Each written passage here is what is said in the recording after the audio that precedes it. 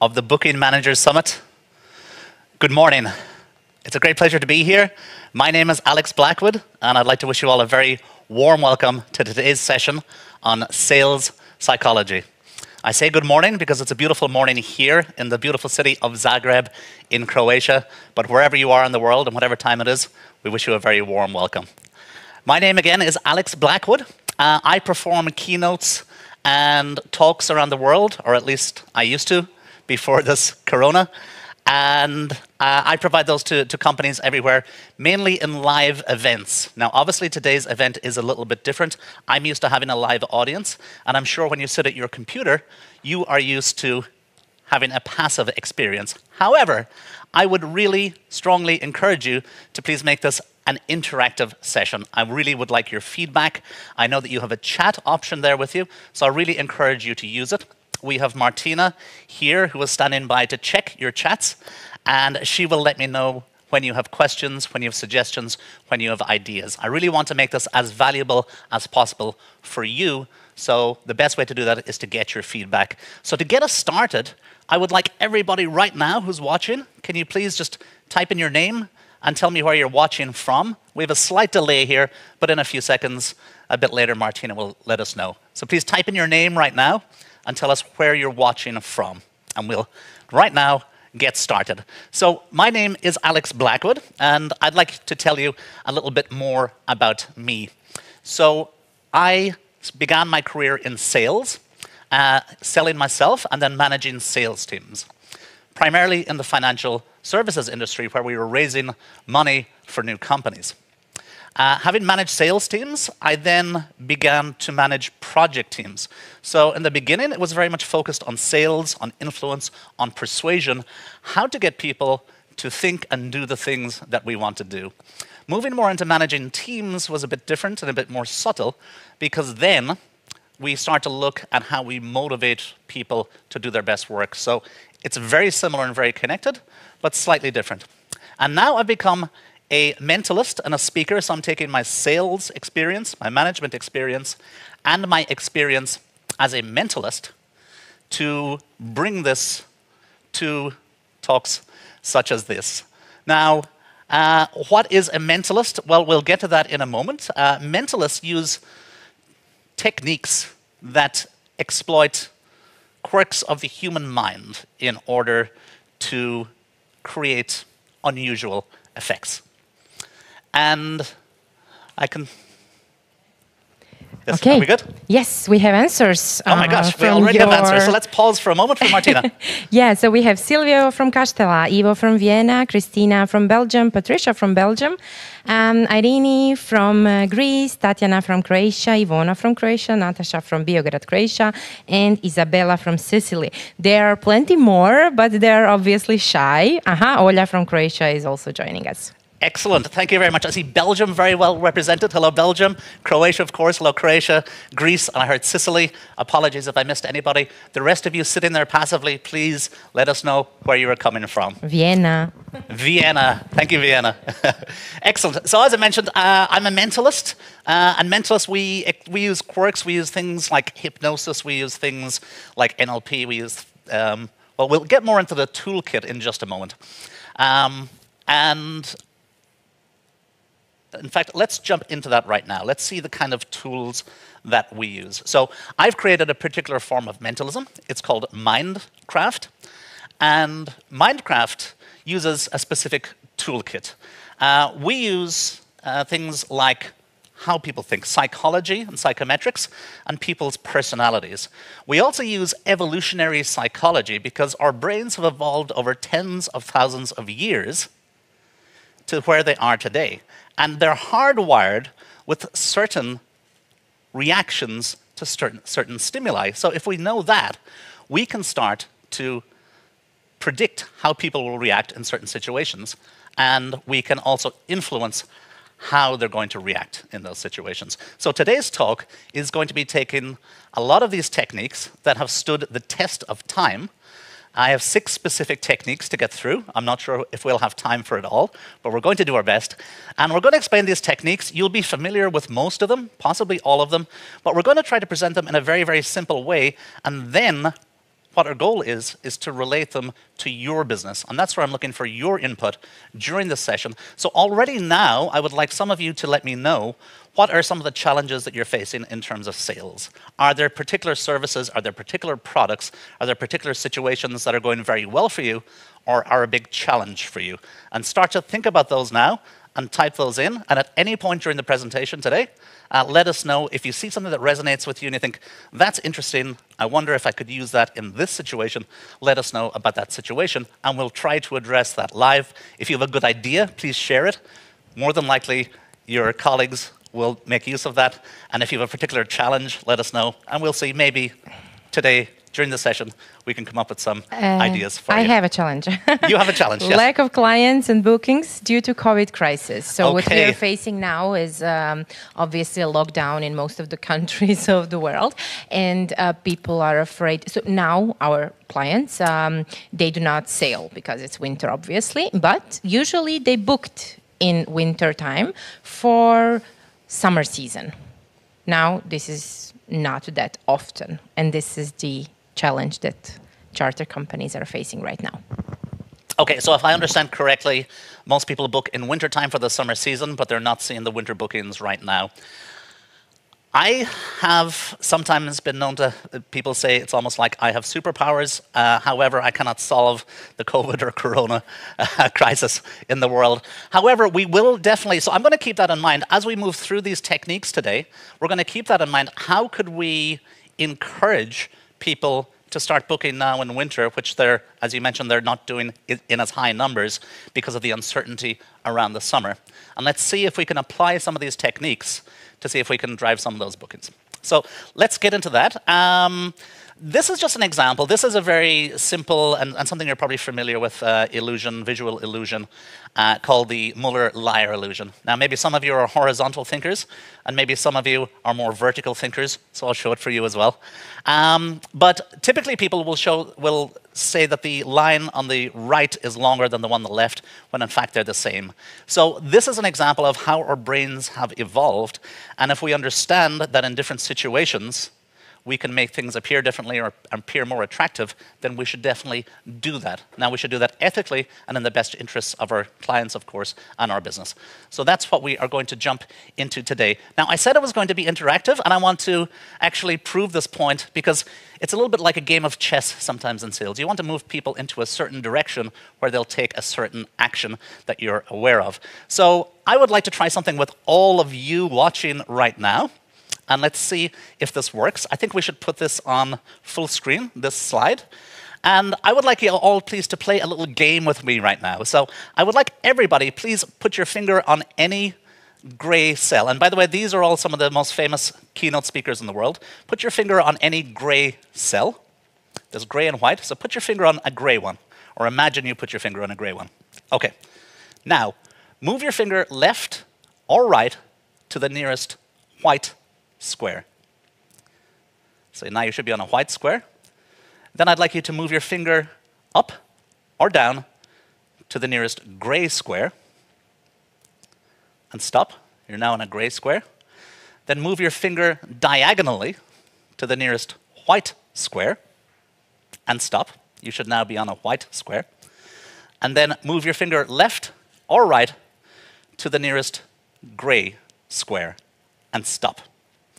And I would like everybody to type into the chat the name that you landed on that gray square.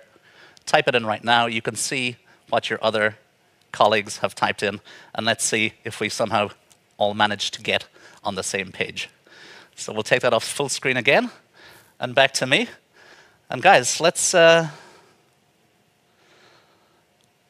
move ahead. So some of the references I'm going to be using today fall into, I've drawn them from some sources. So I want to share some of those with you. And by the way, I'll be available later for your questions. If you want to receive these slides or if you have any questions about any of these sources or anything else, feel free to ask during the session or after the session if it comes to you later. But evolutionary psychology I mentioned earlier. Yes, we have another question. We have answers. Answers, great. Alex Blackwood, 6 times. Joe Rogan. And Angeliki says, what was the last direction for moving finger? Ivana says, Gary. Excellent. So Alex Blackwood was the goal, and I see most of you hit it. So again, this is how we try to direct people into the actions that we want. So, okay, so I'm going to move on. So evolutionary psychology, this is how our brains have developed, and we're going to look at this a bit later. But this is an excellent book. We also have a book called Thinking Fast and Slow by Daniel Kahneman. He won a Nobel Prize. It's excellent. It talks about, again, the different ways that our brains work and how that can be used. And my all-time favorite book that I'm going to be drawing on a lot today, and I highly recommend if you're not familiar with it, is the book called Influence. He literally wrote the book on influence, and it's by Dr. Robert Cialdini, and we're going to be taking a lot of the principles from that book here today. So without further ado, let's get into it. And I'm going to deliver this talk today in 6 pieces. So we're going to look at 6 different tools that we can use. So the first one is reciprocation. A big word. Basically, it means if you give something to somebody, they will feel obliged to give something back. It's nothing new. It's nothing groundbreaking. You already know this. If somebody invites you to their birthday party, more than likely, when it's your birthday, you'll want to invite them to yours. If somebody gives you a gift or sends you a Christmas card, you'll feel obliged to give a gift back. Now, we're all aware of this, but this is hardwired into our brains. So if we step back and we think about this in terms of our sales process, how could we use this to help us drive more sales or increase conversions or even build into our pre-sales or into our marketing? Well, let's look at a few examples of how this works. So the last time you visited a restaurant, there's a good chance that towards the end of the meal, probably around the time that you asked for the check, that you received some type of gift. Maybe a shot of liqueur, maybe even a simple mint. There's a good reason for that, and I think we all know what that is. And that's why that has been built into the process of most good restaurants. Every time they deliver a bill, there's something with it. Now, some studies have been done on this. What is the effect of this? So Dr. Cialdini conducted studies in restaurants, and he noticed that restaurants that gave a mint with, and by the way, while I'm speaking about this, I want you to just try and think how this could be applied to your business, and if you have any questions, please send them in, and we'll address those. Now, when they gave a mint at the restaurant, they found that the tips that were given increased by about 3%. Not bad. We see the action and the result. Now, they tried another test and doubled the gift, 2 mints. And they watched. And the tips did not double. The tips actually increased 4 times to 13%. They then tried a third technique, which was the waiter would come and give a mint and walk away and say, you know, you guys have been really good customers. Here's a few more. And walked away. Tips went through the roof and increased to 27% because it was viewed as if it was something special for this group that had not been done for other groups. So if we can build into our sales process giving a gift, so you must give the gift first and create a sense of obligation. And secondly, you must make it seem unexpected and personal. And if we can do that and build that in to our process, then that will result in a feeling of obligation and increase in sales. So I think there are 2 ways to give a gift. One is to give something. So here's a present. Another thing is to take away something that's bad. So for example, if you're charging something, you could reduce the cost. So you're giving a discount. So that's another way to give a gift. So what are some ways that we could do that in our business? So I know we have agencies here watching this, and I know that we have operators I think we'll focus on B2C in this talk because it's something that you both have in common. And I'd like you to hear your ideas, if you have any, on how you could do this. However, let's think of some ideas. Well, one obvious one, and we heard it earlier, is that there are less bookings in this winter than there normally are. So how could you give a gift to encourage a feeling of obligation to do that? Obviously, one way is you could give a discount, a time-limited discount, and that could help. This is nothing new. What else could you do? Could you give a personalized discount? Could you look at what the profile of your different customers from previous years and perhaps segment those into different groups? For example, people with families, with children, people who don't have children, people who booked certain types of yachts or had certain specific niche interests in sailing, and give them a gift that was suited to that. Perhaps an upgrade on something that you know that they'd booked before for free. Or a discount on something that you know they had booked before and were very interested. Again, a discount on that for free. This giving of a gift, but something that is personalized and unexpected at this time of year, might just drive that behavior for your clients to take that action or have that feeling of obligation. Or perhaps even if they're looking at two different suppliers, that would be the thing that would tip the scales in your favor, that they would choose you. Martina, yes? I know that most of the charter companies, they give some kind of gifts. They actually put them on a boat. So when you are checking in, yes.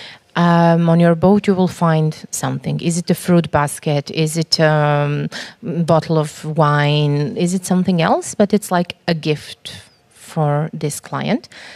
But what I see, it's never or very rare something personalized. It's always like generic, yes, and the same for all the guests. So maybe you can give some advice on this. Yes, indeed. And actually, even I'd go a step back is I'm assuming at the point that the customers arrive on the boat that they've already completed their customer journey, let's say, in the sales and purchase cycle. So while I think that's an excellent idea to provide a gift, and you should probably continue to do that, it would be also an interesting idea to move or to add an additional gift earlier in the process before they book or during the booking process, so you could create that sense of obligation at a time when your customers still have the ability to buy something additional from you, for example, an upgrade. Because at the time they're on the boat, they receive this gift, they say, these people are wonderful, what can I do for them? Nothing, you're on holiday. If you got that earlier and then you were offered an upgrade shortly after that maybe was related to the gift, then suddenly that feeling of obligation could come across in a feeling of pressure, slightly increased pressure to take you up on your offer. So that's what I would suggest. And also in terms of personalization, I think there are some simple things that we can do. So anytime that we can automate this and build it into our process, I think that's great. Now, it's hard to personalize and automate at the same time. However, and I'm just going to throw out some ideas here. I'm sure you guys will have better ideas when you think about this during this presentation and afterwards. But for example, in your marketing or in your booking form, I'm sure just at a minimum, you would have things like number of guests, right? That's important to know. You would also probably know number of adults and number of children. So if there's a number that's not 0 for number of children, perhaps that is something that you could take out, that number, and place into some automated process where you could say, dear customer, dear John, we noticed that you are traveling with your 3 children. Because of this, we would like to offer you specially this offer to make sure that your 3 children have the best time that they can and leave you to relax and enjoy your holiday. Now, you've taken a piece of information, made it look very personal, but you can automate this. And for example, you could offer them stand-up paddle boards, for example, or water toys, which I've been informed by the people here have a fairly high profit margin. So now you're taking just a number of children, taking that number and make it look like a very personalized offer, and you're offering them something that has a high margin for you. So it's a win for you, it's a win for your customer, and you're making a personalized offer that you can automate actually into your email marketing. And I believe there was a great session this morning on email marketing. So perhaps combining those two could be a good way to put this into practice in an automated manner. So that's an idea that I have. I'm sure you have many more ideas, so please send them into Martina. And if you do, we'll discuss those a bit later in the talk, or there's another talk that I'm giving tomorrow. So anything that you think of after the session, feel free to send it in, and we can address that tomorrow if we don't get to it today. Oh, We have a question. we have a question. Could that gift be a free lunch on a good restaurant upon booking? I think that's an excellent idea. That gift could be a free lunch in a good restaurant. Absolutely. And I mean, the question that I would have then, not to appear too mercenary, but we're all having difficult times and we're here to make sales, is then what could you ask for in return? So I think that's an excellent idea to give a free lunch. What could you ask for in return? Ideally, if there's some other service built around that you could ask for an order. So could you give a free lunch and then offer them another package of meals? Could you offer them a transfer, something that you could charge for? Because I think the idea here is to give something unexpected and personal, but use that feeling of obligation that they would have to give back to you to then make an upgraded sale. So that's an excellent idea, a free lunch. The question is, how could you turn that then into something where you could ask for an upgrade in return? Perhaps you could make an arrangement with a restaurant where the restaurant would offer you that lunch for free, and you could include that in an offer, a free lunch, and perhaps tie that in with some other offer that you're making. So if they take one package, that they get the free lunch. An idea. Good. Okay. So gifts, I think we've covered that, or not? Another question? We have a no. No. It's the last question. Okay, everything's Great. So let's move on to. We're going to move on to the second topic, general topic that I want to address. So the first one was reciprocation, giving something, getting something back.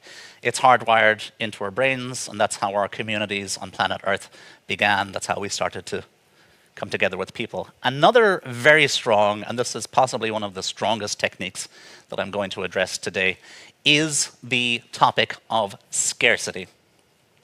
I think this picture explains it well. We have 5 forks and 1 tomato. For those of you from America, that's a tomato. Never before has a tomato looked more attractive. Why? Because there are 5 people vying for it, and there's only 1. So if we can add scarcity to our products, to our services, to our offerings, it's one of the strongest things. We all know that. If you're offered something and it's the last one, you have that feeling. There's even a beautiful acronym for it these days. It's called FOMO, fear of missing out. Nobody wants to be the person that turns that down and then the next day sees their neighbor having that shiny object that we could have had, but now is gone because it's the last one. So scarcity is very, very strong and should be used carefully. Essentially, people want more of the things that there are less of. So let's take an example of this. And funnily enough, this is in my slide deck, but somebody actually mentioned this to me a few days ago, I think in a WhatsApp group with a bunch of friends. And we were talking about something, and he said, wow, I feel like it's almost like the last flight of the Concorde, which is coincidental, because that's what I use to make this point. But in 2003, Air France and British Airways stopped the flight of the Concorde because there was not enough demand for it at the right price point. Now, let's think about that, not enough demand. As soon as they announced that they were stopping the service, bookings went through the roof because suddenly this was the last chance to fly on this iconic airplane. Bookings and prices went crazy for a service that was actually not in demand enough and was not profitable. So as soon as you add scarcity to something, suddenly it becomes more attractive. Now, if Concorde had continued to fly, then there would have been a lot of unhappy people who would have paid a lot of money to take the last flight of the Concorde. So this, again, like all of these techniques, is not something that you can or you should abuse, but it's something you should definitely think about how you could build this in to your marketing and into your sales processes. So think about, again, automation, how you could do this with online bookings, how you could do this with the emails that you send to people for marketing, how you could do this with the emails you send to people after an inquiry, how could you do this with communications and other emails or social media that you send after a first booking is made. How could you use this in your personal, when a phone call comes in or when people walk in to actually book and you have the opportunity to upsell? How could you use this idea of scarcity? It's nothing new, again, right? This is very, very standard stuff, but it's important to take these basics and boil them down and sit back and think about them. In your industry, generally speaking, already, this is used a lot. And let's take a look at an example, I think, that we all see. We had a question now. Yes. What about attracting people to book? And I think you answered it with this scarcity. It might help, right? Indeed, indeed. And let's address that. So that was our first question, right? Yeah. So let's address that here. So let's take a look at this. Now, I'm Irish, by the way, so this is we've got a screenshot of Dublin here. I have to promote my own country. But this is a screenshot from booking.com. And this should be very, very familiar to everybody, because anytime you go on any of these booking websites, you will see very similar things. You'll see how many people are online right now, how many times this has been viewed in the last hour, or 12 hours, or 24 hours, how many of these are left. And you can see in the top one, I've got an arrow pointing, but you missed it. So it's like, you've missed this. Why would you ever show that to somebody that they've missed something? Well, of course, to create this idea of scarcity, that if you don't act, it could be gone. And look at the one below it. It says, in high demand, only 4 rooms left on our site. FOMO kicks in, fear of missing out. You don't want to miss out on that chance. And you know that you have to make a decision now. And it hugely increases conversions. So that's how we can use scarcity. So how can you use scarcity? Well, of course, you can copy exactly what Booking.com are doing. If you have an online sales channel, you can start to build that in. You can start to display those metrics. How else can you do it? Well, we are looking about how to drive bookings for next summer. Do you have something that's scarce? Could you combine it with some of the other techniques? Because when things get really powerful is when you start to combine these different techniques. Don't feel you have to use one here and one here. Combine 2, combine 3, combine 4. That's when you get very strong psychological reactions. So if you have something that's scarce, for example, from the previous example, if you had a discount, now, what if that discount was only available for a very limited period of time? Or what if it's only the first 1 or 2 people to apply get the discount? So suddenly, you're getting a gift, but now it's also very scarce.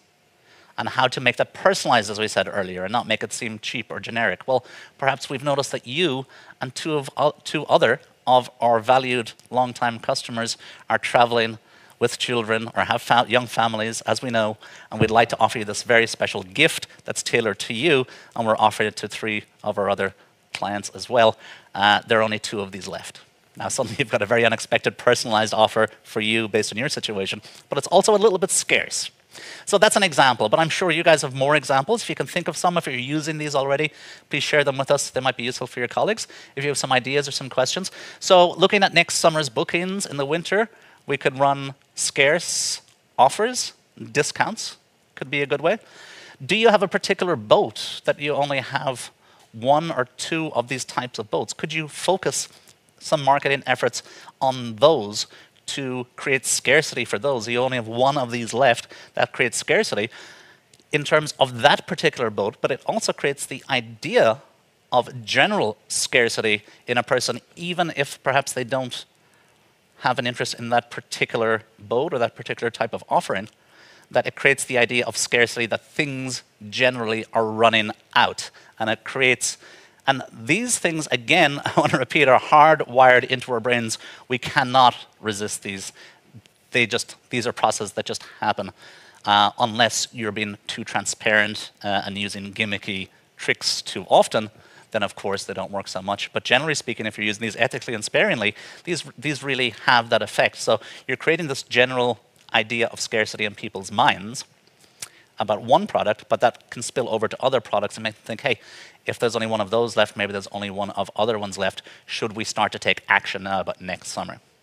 And if you can create that idea of scarcity, and I think at the same time in our situation right now, start to focus also on some of the positive things that are happening.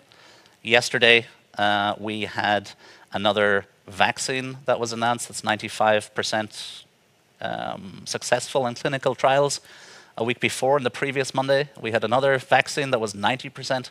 So I'm not a vaccine expert, but there is positive news that you can focus on in your communications, in your marketing, and in your sales process, that you can focus on those to encourage people to have the confidence to book. And at the same time, the other side of the scale is you start to create this scarcity. Now suddenly you have a pull and a push, and at the same time, and I think that can be very powerful. So I hope that helps in addressing that question that we had. How can we drive sales for next summer in this slow period? These are a couple of ideas. And again, I want to hear your ideas because I'm not an expert in the yacht booking industry. My expertise is in sales, so I'm looking for you to help give us that input to make this very specific to your industry. So we have addressed reciprocation, we've addressed scarcity. If there are no other questions, I'm going to move on. I said we had 6 topics that I wanted to address. I'm not sure we'll have time because it's great. We're getting a lot of interaction, which I love. But again, if we don't have time, we have another session tomorrow, and I'm always here to answer your questions afterwards. But let's move on to our third section. And the third section is consensus, or other times known as social proof. These are terms that are used in psychology. These are terms that are used very often in marketing. And quite simply put, it says this law, and I'm going to call it a law because all of these are laws. Again, I think they're hardwired into our brains from years and tens of thousands of years of evolution. And this, particularly when people are uncertain, when you're going about your normal day and your routine, you know exactly what you want to do, this does not come into play so much. But when people are uncertain, especially, they look to other people's actions to guide their actions. And we've all done it. If you're in a crowded place and a fire alarm went off, there's a very good chance that you would look around and probably follow where everybody else was moving towards if you were not familiar with that place. So we look to other people. And again, this is a heuristic that's built into our brains because when you're out, in a cave and you see all of your neighbor cave people running away screaming, you don't want to sit down and start to analyze, I wonder what could be the problem here. I think the successful people that have evolved through all of our thousands of years of evolution are the people who said, I'm not analyzing this, I'm running because there's clearly something very dangerous chasing them, and it's probably going to chase me. So again, this is hardwired into our brains. When we're not sure what to do, we start to look at what other people do. And this can be very powerful, of course, because, well, we'll look again in a moment at what Booking.com do, but I just want to give you an example first to make this clear. So we've all stayed in hotels, and perhaps you do this also on your boats, where we have towels, and there is always, or mostly, there is something to encourage you to not wash your towels every single day. And there's usually some message attached to that. And again, our friend, Dr. Cialdini, who literally wrote the book on influence, he has done some extensive tests on this. So in Arizona, in a hotel, he performed some tests over a period of about 6 months. And they encourage people to not clean their towels every single day. And they did this with 4 different groups, 4 control groups, to see which would deliver the best results. The first one was they gave a message with environmental reasons. environmental reasons, waste of water, use of chemicals, to not wash towels. The second group said that the hotel would donate a portion of their revenue to an environmental cause. So that's the second one. The third one went a step further. It said they had already made a donation to an environmental cause and asked the guests, would they join them? So now they're asking them to join something. So you can see how the psychology is coming in here. They're saying, we've done this, follow us. And the fourth one went even further, using this principle of social proof, of people looking to the actions of others to decide their own. The fourth one said, most people reuse their towels at least once. We would ask you to do the same and to join them. So, which one do you think was the most successful? You can probably guess based on this law. If we look at the percentages, the first one was 38, 36, but then with the third one, we see a big jump to 46%. They said, we've already made a donation, please join us. And the fourth one, slightly higher at 48%.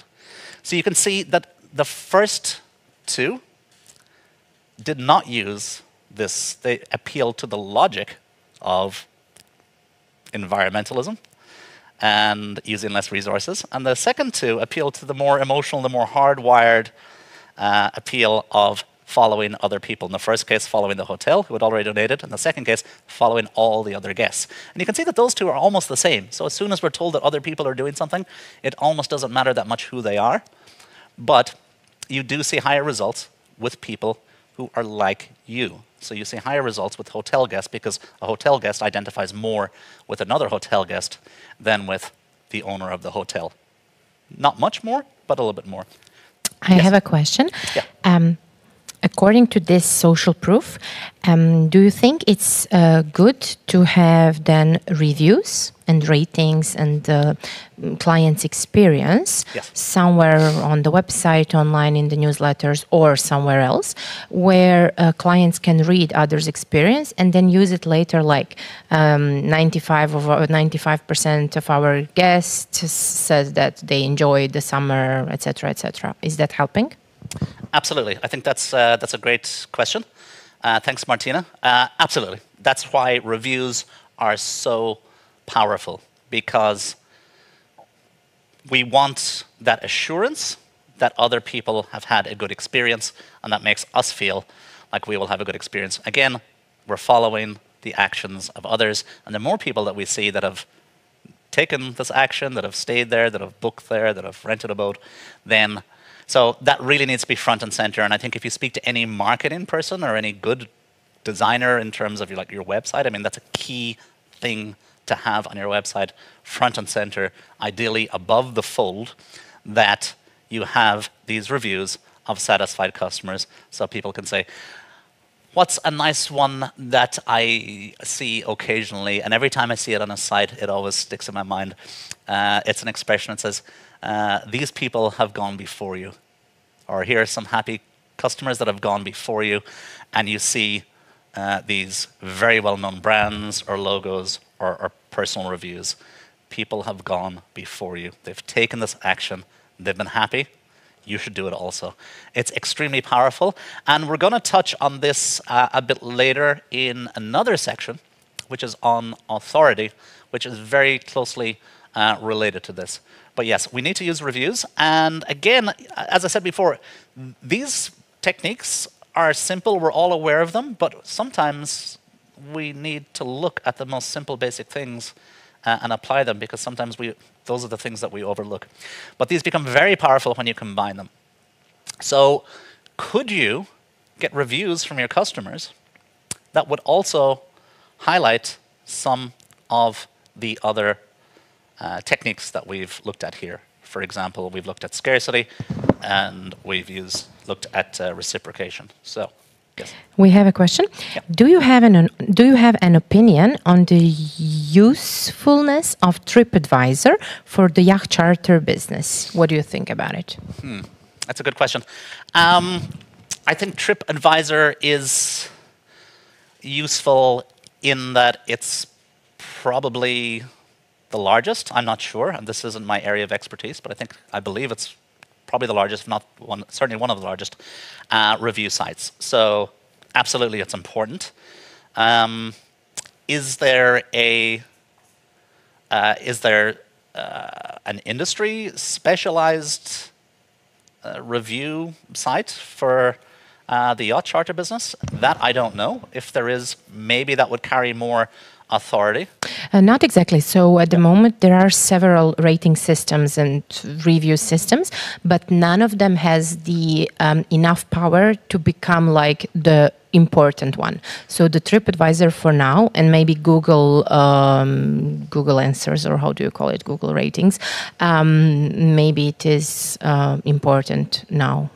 Yes. So definitely. So there seems like there's potentially a business opportunity there. Maybe somebody who's watching this will start that. I would be very pleased with 10%. Thank you very much. If you start the TripAdvisor for yacht charters. But no, indeed, in the absence of one very strong leader in that case, then yeah, absolutely, TripAdvisor is very important. But that's, so yeah, I think it's important to have something independent. So you can also get your own reviews from customers, though. I would not only focus on TripAdvisor, because anybody can leave a review on TripAdvisor, and you have no control over how they are leaving that review. We have a question: how to deal with bad reviews if we get them? Well, that's great. We were just discussing this. How to deal with bad reviews. What I would do. Well, okay. So here are a couple of ideas. You should have your own review process, and I feel really strongly that you should have your own review process. So you should, well, let's not call it review, but perhaps a testimonial, whatever you like to call it. But you should have your own process, and that absolutely should be automated into your booking process, into your software, into whatever tools that you're using in your business. As soon as somebody leaves, and actually, you know, this is good now because we're getting so much feedback from you. Thank you for that. Now we can start to look at some very specific things, because right at the beginning of this presentation, somebody mentioned leaving a fruit bowl or basket or gift for the guests. And we were saying, well, that's great, and keep doing that, but it's too late for somebody to actually feel that obligation and buy something from you. However, what it's not too late for them to do is to leave a nice review. So maybe that's something to think about, is towards, and again, let's use this example of the restaurant, getting the mint at the end. What if you left a fruit basket or a bottle of wine when they arrive, but what about on the last day that you've also built something in there, and that would be a great time to get that feeling of obligation from that person. And that then when you ask for a review or a testimonial from them personally, that you would, they would be in, they would feel obliged, because of this thing that happens in our brain, to give you a slightly better review, or maybe overlook one or two small things that may have not been perfect during their stay. But you should have a review process, and it should be automated. It should not be manual. This should be built in, and it should happen as soon as possible after the guests leave, unless something untoward has happened that you need to deal with first, because you don't want to ask for a review while you're still in discussion with somebody about perhaps something that didn't go very well. But assuming the trip went very well, you should be asking for that review. And how you ask is very important. So you should automate it as much as possible. But there are also some tips that you can use for automating things. There was a talk this morning in MailChimp. I didn't catch it, but I'm sure there were some great ones there.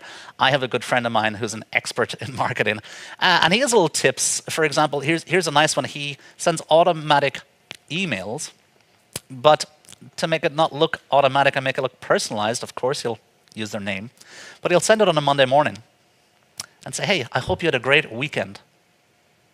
Now suddenly, this looks like a personal email that is just handwritten by somebody especially for you, yet it's automated, and it's only ever sent on a Monday morning, and it references the weekend, so it feels personal.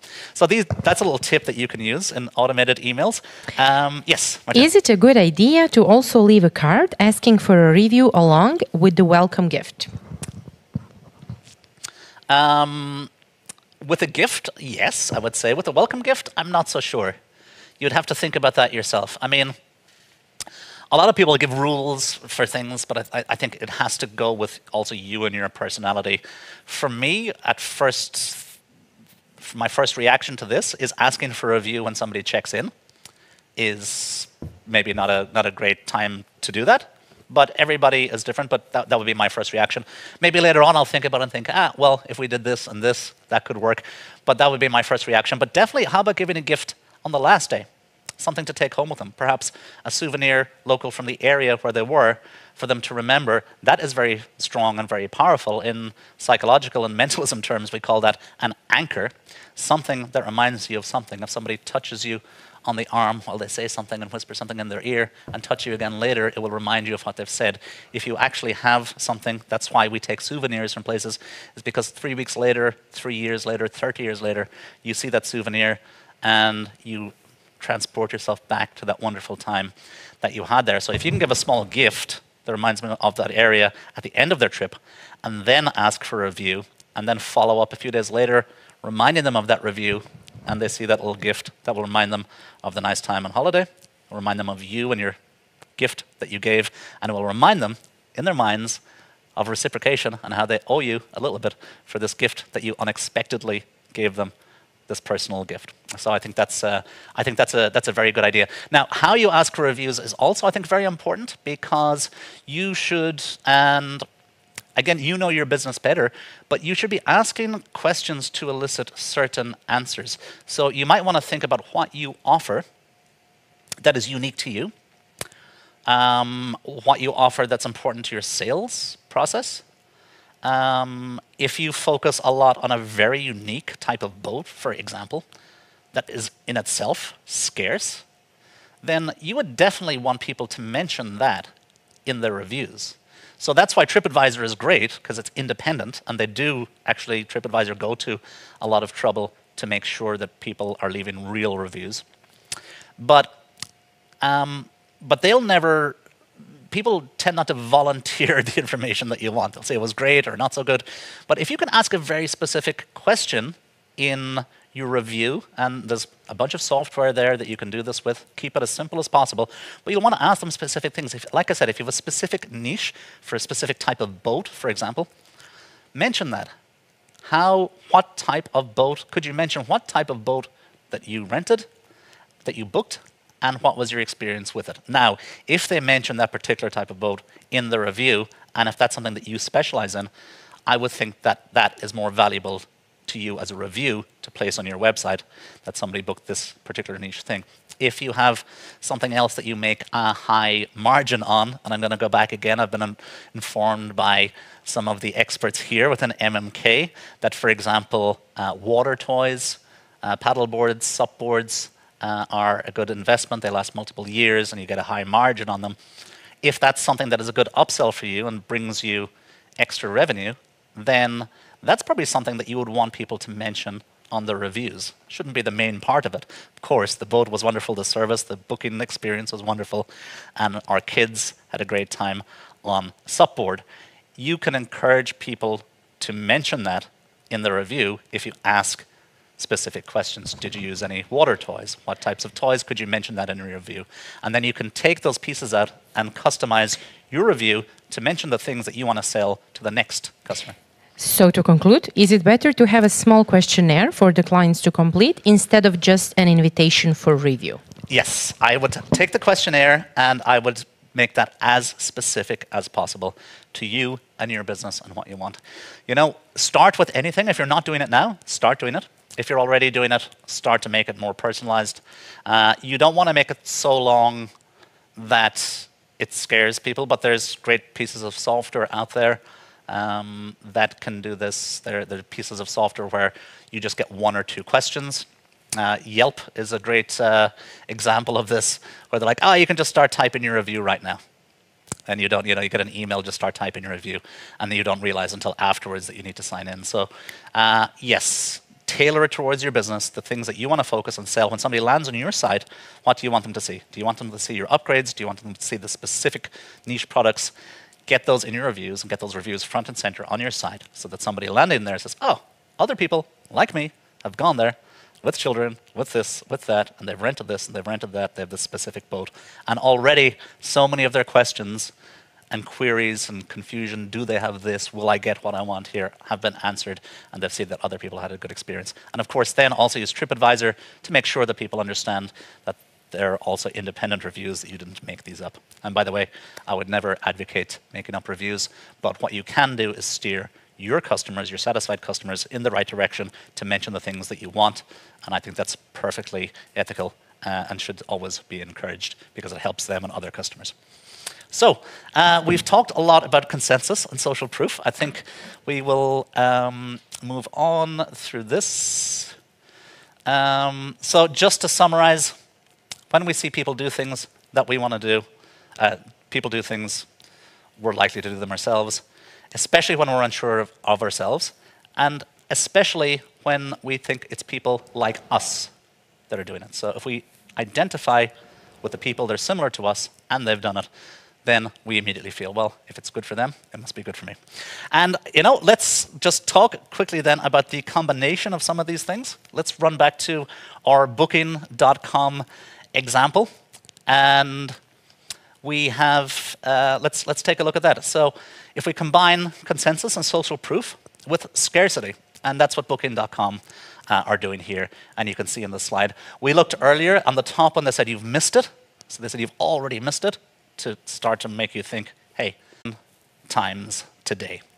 So they're combining scarcity with social proof. And what you will see sometimes, maybe I think now on Booking, and certainly on other sites, you will see booked 7 times today by people from, and it will say your area. So again, what we mentioned earlier, we look for what other people do to guide us, and we are especially influenced by that when those people are similar to us. So we hear people from our area booked it. So here's a very powerful example from one of the fastest growing companies in the world, Booking.com, of how they're using social proof and scarcity front and center every single time that you look at any of their offerings. So again, I'm saying this is basic stuff, we're all aware of it, but the successful companies really use it and implement it. So it's all about taking action.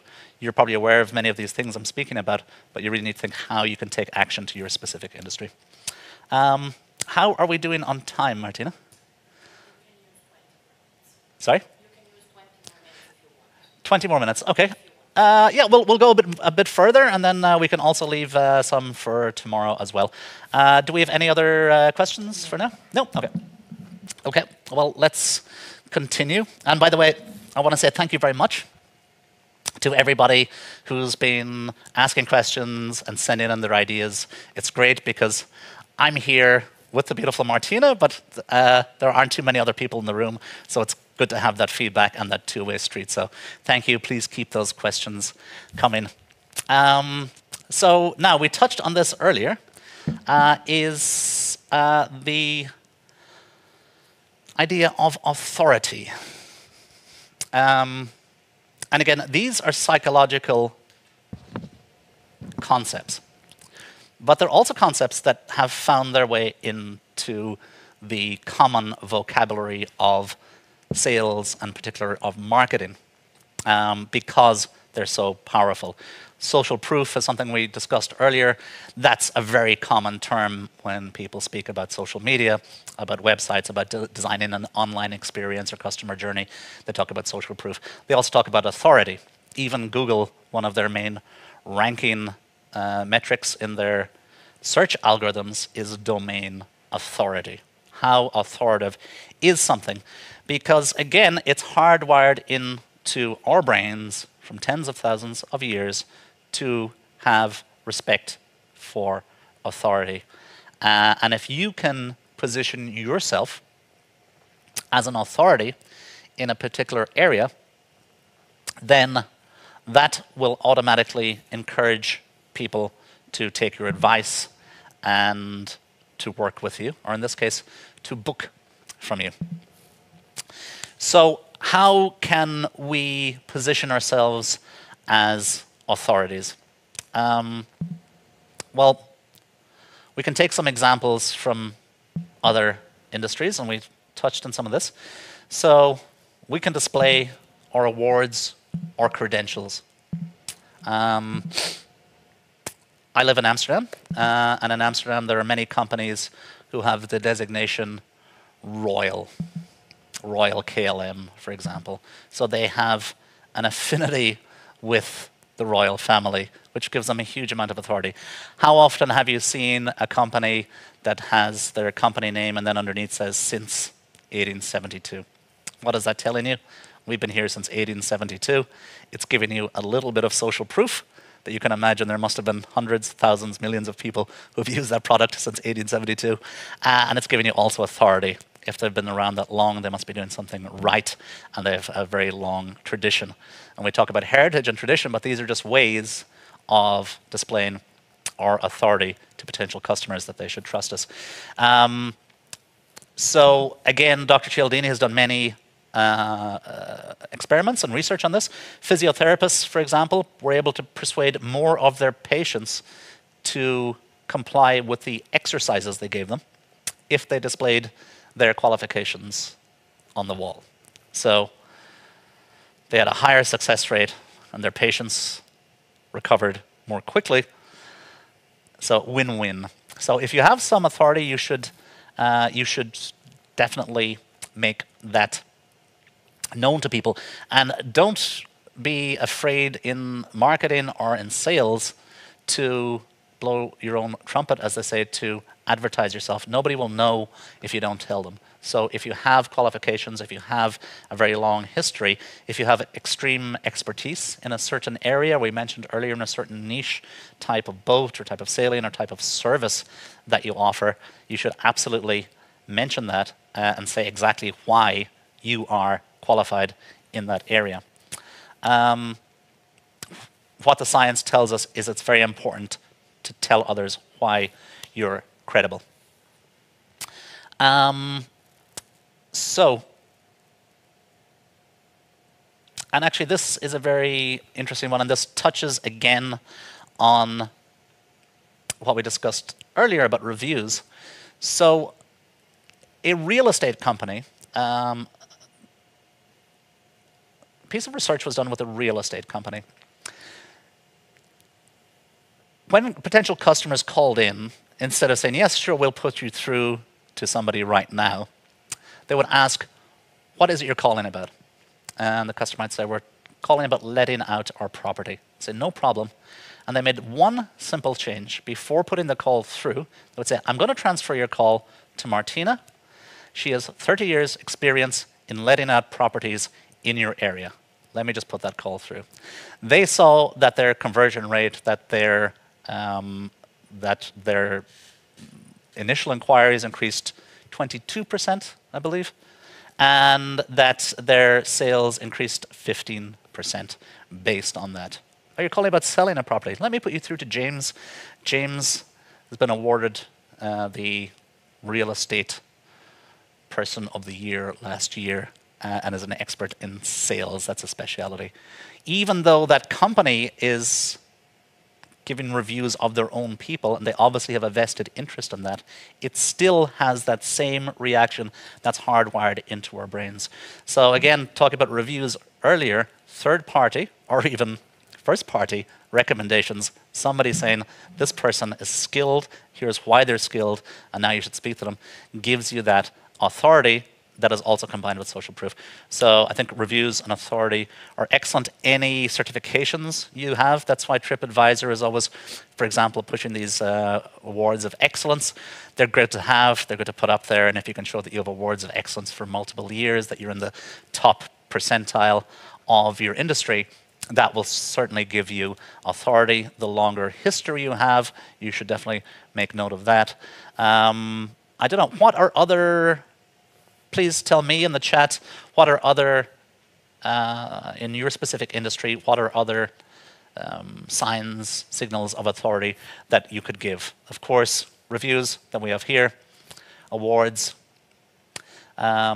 Insurance companies, for example, that follow them, let's like checked with ICE insurance company, for example, and then they get a badge of this insurance company that they are okay company to work with. Is it something that could work? Absolutely, absolutely. And I think on any, successful website, you'll see, just like we're looking at here, you'll have some reviews, quotes maybe from Business Insider here, which is a well-respected publication, online publication mostly. That's there. And then, of course, you'll see things like SSL certificates. You'll see things like PCI compliance for credit cards. You'll see all of these things to give trust and authority in your brand that you've taken the time to become the best at what you were doing. So that is definitely the case. We can look at another couple of examples here. So this is, oh, maybe I went to, no, that's it. This is a, I just think this is a good example. It's a restaurant in Hawaii. And at the top of their page, they feature a celebrity endorsement. The first thing you see is from a celebrity, from a magazine, endorsing the restaurant. So straight away, it gives them that authority. And then further down, it mentions recent awards from local food critics. So you've got authority from the Food Network on top, and a celebrity endorsement down below, recent awards from critics. A lot of authority built in there. If they add into that also some reviews from people similar to you, you will combine that authority with social proof of people who are similar to you. And that's very, very strong in influencing people. So you want to think about your customers, your customer avatar, who are the people who come to you. And this can go, from sales back to marketing as well. If you start to look at your customer profiles and then start to look at the customers who have spent the most with you, and maybe you want to focus on their stories. So when you're marketing next or you're selling next, that you can focus your market and your sales efforts on a customer that looks like the higher spending customers that you've had before. Because as we've learned, we're influenced by people who look like us, are similar to us. So if you want to get more of a certain type of customer, then you should promote that type of customer's reviews and authority. We have a question. May an example be presenting a small biography of our hostesses and skippers on our website? Because, most of the people, if they don't have their sailing license, they rent a boat, and then they rent a skipper and a hostess as well. Or if it's a crewed yacht, then they get it with Absolutely, absolutely. And it's funny you mentioned that, because I was a bit confused a moment ago. I thought there was another slide here, and I did have another slide which actually talks about exactly what you've just asked your question on. So excellent question, thank you. Yes, indeed, I had another slide from, it was another example of, I think, a pet relocation service. I think it's called petrelocation.com. Great site. If you go to their About Us on their site, they have profiles of all of their staff, pictures of their staff with their pets, discussing how much they love their pets, and that really gives authority to those people that they are the experts in that. So back to your question, yes. So you should definitely have an About Us page on your website, because that there you can tell your story. And guys, if we're talking about psychology, I mean, I don't touch on it here, but storytelling is so powerful in everything we do. So that should be like the umbrella for all of this. Any of these techniques you use, if you can put those into stories, because humans react to stories. We think we like facts and figures, but in fact, what really goes straight into our brains is stories, especially about people like us. So if you can talk about your staff and why those staff are very, very skilled, you're imbuing authority into your staff. And that's actually this great question, because this person is clearly, that was triggered, I think, by the real estate example that we had earlier, where we had the receptionist singing the praises of the person they're about to put them through to. And this is exactly what you can do with your business. Sing the praises as much as you can of your staff, because that in our brains from thousands of years of evolution, to us, humans cannot tell the difference between a third-party endorsement and a first-party endorsement, for the most part. I mean, we can, but it has almost the same effect. So if you can sing the praises of your staff and tell them all about the qualifications of your staff, all about their years of experience, and all about the other satisfied customers that your staff have contributed to, that is a huge, huge advantage for you, and it's going to give them that authority, but of course that authority is going to come to you as the owner. So great question. Definitely. About Us, biographies, any time during the journey that you can give people that feeling of trust, then it should be done. Let's see, what else do we have? Yeah, indeed. So just, a few things to sum up on this. Logos of reputable partner organizations. We mentioned insurance companies. We mentioned, security in terms of your website, your booking process, the security. If they're industry, yachting industry, certifications that you have, or organizations that you're part of that have certain entry criteria, then you should certainly make use of that. If you have had famous people or celebrities book your boats, you should certainly make use of that, because authority, very much we look at celebrities and famous people and think, well, if they're doing it, then it's certainly going to work for me. Quotes and endorsements from experts, yep. Leading organizations, reviews from guests, review sites, we've covered this in great detail. Again, just to go back to what we said earlier, definitely do your own reviews. And actually there was a point on that I didn't make earlier, is I would trigger your own review process as soon as the customer leaves, or very quickly after they leave. Get the review, then you can use that review on your website. But then if it's a very good review, you can also, at that point, especially if you have a good relationship with them, ask them if they wouldn't mind copying and pasting that review into TripAdvisor, and then you get it in both places, which is perfect.